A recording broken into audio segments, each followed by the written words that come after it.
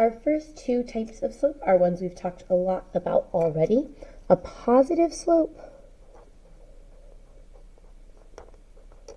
and a negative slope.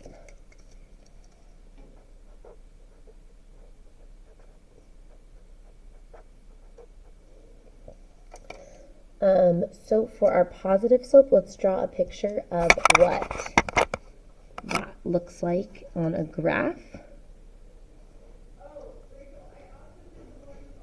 And so a positive slope just means increasing over time, right? So our line is going to be traveling upwards. It can have a y-intercept from anywhere, but it's traveling up, right? It's increasing over time.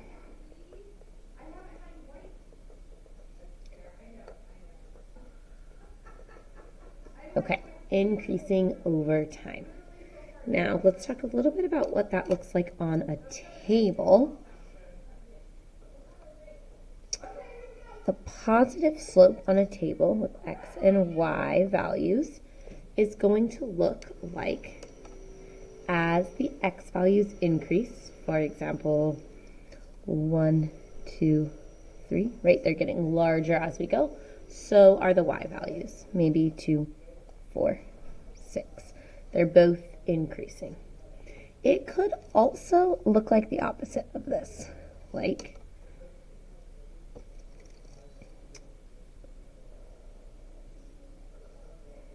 x and y, like my x values decreasing over time, 3, 2, 1, and my y values also decreasing over time, 6, 4, 2.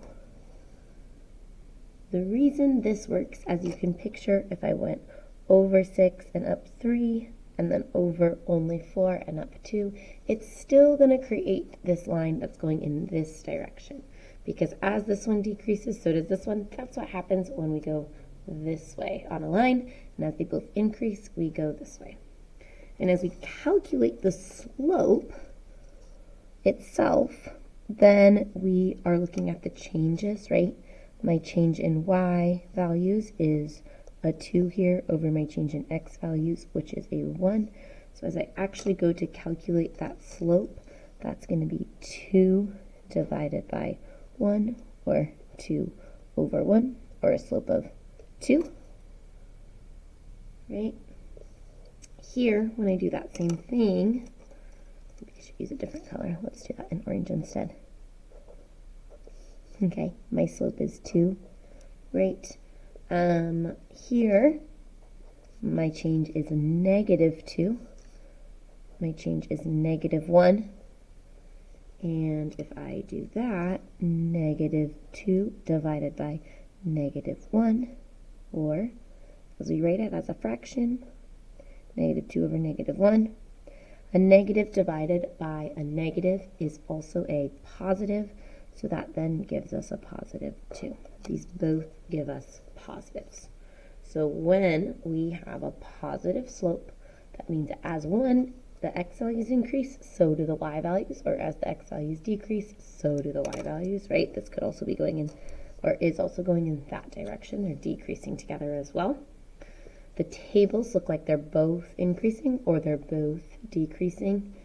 And the division problem, or the fraction, looks like a positive number, like positive 2 divided by a positive number, or a negative number divided by a negative number. For a negative slope, let's kind of repeat the process here. We'll start by drawing an example. There's my graph.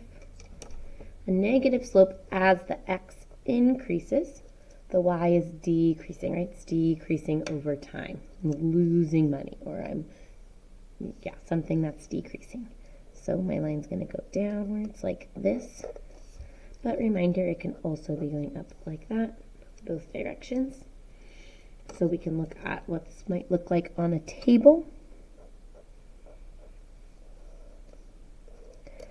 As the x values are increasing, 1, 2, 3, the y values are decreasing in this scenario, 3, 2, 1. So as this is increasing, these are decreasing, right? And if I were to find the slope of that, I would say, hey, this is 3 to 2 is a change of -1. 1 to 2 is a change of +1. And -1 divided by +1, or as we write it in fraction form, -1 over 1 simplifies to negative divided by a positive makes a negative slope. Okay, so here is ours, a negative divided by a positive. Gives us a negative slope. On or the other form of this would look like my x values are decreasing, 3, 2, 1, and my y values are increasing, 1, 2, 3, right? If we were to calculate this, we'd see that it would be the opposite. This is going to be a +1. This side's going to be a -1. 1 divided by -1 is a positive divided by a negative is still a negative. So again, it could be a negative over a positive, that would give us a negative slope, or positive over a negative. If they are different than each other, we get a negative slope. So one increases, the other decreases.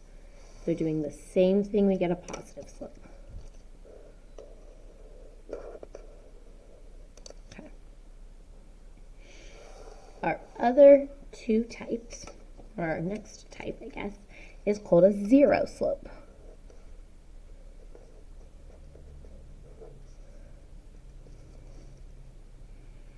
Now, some of you have actually seen the slope of 0 here. We're actually going to start with the table on this one. So I'll leave some space for our graph, which we'll plot in just a second. But I want to start with a table. So if I have some values, like maybe x is 1, y is 5, x is 2, y is 5, x is 3, y is 5. I notice something here. My y values aren't changing. If I go to calculate the slope for this, the change between 5 and 5 is 0. The change between 1 and 2 is 1. So as I do that, my slope is going to be 0 divided by 1. Right? 0 divided by anything is 0. So the slope of this is 0, which is why we call it a zero slope. So this could be 1 or any number, because anything divided by 0 is 1. I mean, sorry, that's not what I meant to say. 0 divided by anything is 0. Okay? So that could be any number. Now, if I were to plot these points over 1, up 5, let's say 5 is right here, over 2, up 5, over 3, up 5, you can see our line is just a horizontal line like this. As the x values change, the y values, there's never any up or down change. So it looks like this on a graph. On a table, we see the y values not changing. As we calculate our slope, it equals 0. Any number, right? 0 divided by any number, anything. Right? 0 over a number is what's going to give us a 0 slope.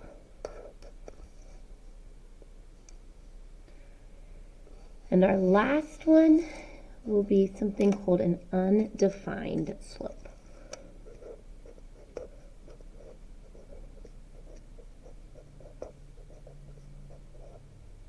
Undefined. Again, we're going to start with the table here. I'm going to leave a spot for my graph, get my table set up, x values and y values. For this one, my values might be x is 5, y is 1, x is 5, y is 2, x is 5, y is 3. You might notice that on this one, none of the x values change. They stay the same the whole time. So that's what's the difference between our zero slope, where the y's don't change, and my undefined slope, my x values don't change. Let's go ahead and calculate the slope here and see what it looks like as we calculate it. The change from 1 to 2 is 1. The change from 5 to 5 is 0. My change in y, divided by my change in x, 1 divided by 0. Can you divide something by 0? If you type it into your calculator, you'll see that you get an error. You cannot divide by 0. You cannot divide by 0. So this gives us something called undefined. The slope is undefined, right? So this, you can't calculate this, so that means slope is undefined. Okay. On our graph, if we had x is equal to 5, y is equal to 1, x is equal to 5, y is equal to 2, 5 and 3, graph our line, we'd see that it's a totally vertical line. It goes straight up and down. Undefined slope looks like that. So we can't calculate it because it's a divided by 0, which you cannot do. I forgot to add in the equation, so I'm just going to put in a small thing for each equation. We'll start on undefined and then we'll work backwards. In an equation, our undefined slope is it's kind of a different equation than any other, and so we write it a little bit differently. We know in this equation that no matter what the y is equal to, y could be equal to 1, 2, 3, 100, negative 100, a million, it doesn't matter. We know x is going to be equal to 5.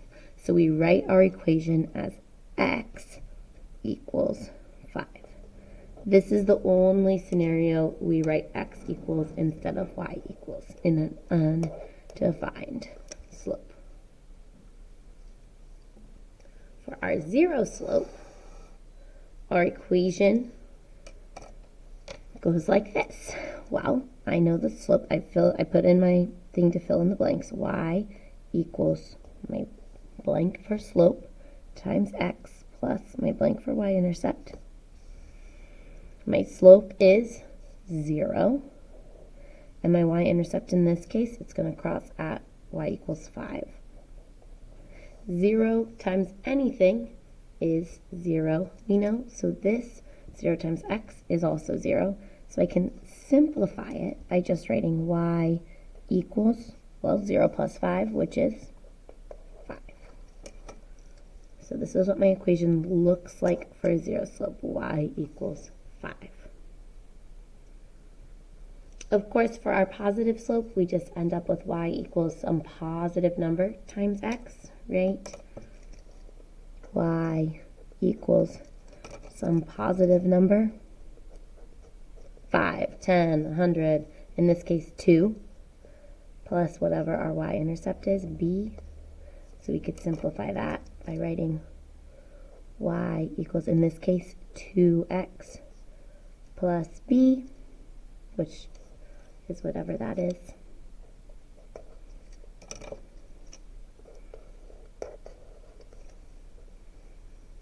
And for my negative slope, again, just something negative. So we have our format here, y equals blank, x plus blank. In this case, we end up with y equals, I think my slope was negative 1 in both of these. Y equals negative 1x plus whatever b is. The negative here is what makes this negative. The positive 2 there is what makes that positive. So now we've seen it in all of its forms. Here are your 4 types of slope.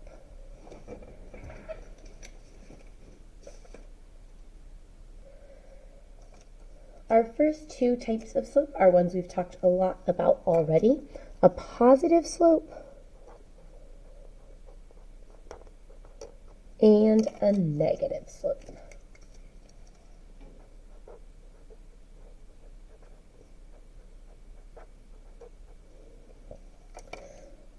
So for our positive slope, let's draw a picture of what that looks like on a graph. And so a positive slope just means increasing over time, right? So our line is going to be traveling upwards.